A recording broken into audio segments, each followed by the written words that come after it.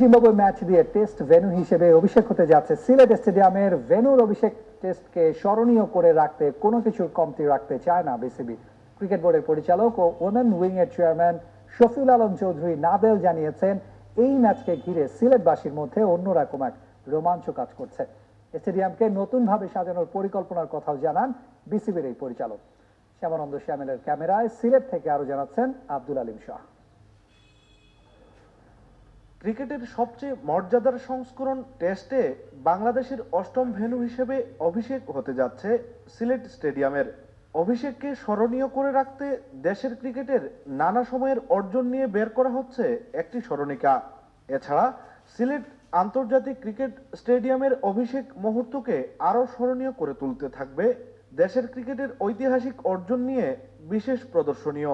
বিজয়ের মুহূর্তগুলোকে, যেমন টেস্টে আমাদের প্রথম সেঞ্চুরি, টেস্টে প্রথম আমরা যে জয়লাভ করি সেই উল্লাস, সেই ছবিগুলো আমাদের সিলেট ইন্টারন্যাশনাল ক্রিকেট স্টেডিয়ামের লবিতে আমরা এইবারই স্থাপন করতে যাচ্ছি। আমরা সিলেট অঞ্চল থেকে জাতীয় দলের হয়ে টেস্ট খেলা সাবেক ও বর্তমান খেলোয়াড়দের দেয়া হবে বিশেষ সম্মাননা।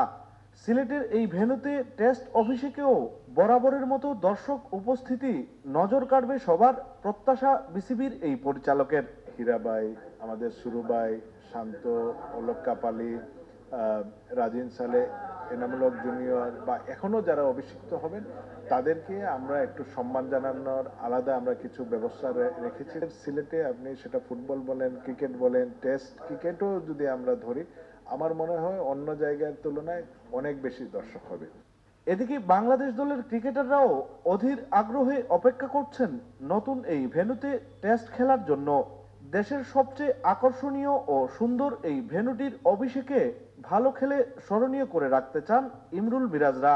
সবাই এক্সাইটেড যে সিলেটে একটা টেস্ট ম্যাচ হচ্ছে এবং সবাই মেমোরেবল করতে চাই এই জায়গাটাকে। আর অবশ্যই আমাদের খুব ভালো লাগতেছে যে এরকম একটা স্টেডিয়ামে আমরা টেস্ট খেলবো।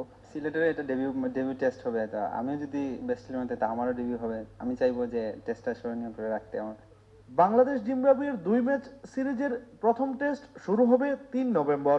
সিরিজের দ্বিতীয় টেস্ট হবে ঢাকায়। আব্দুল আলিম শাহ, এসটিভি, সিলেট।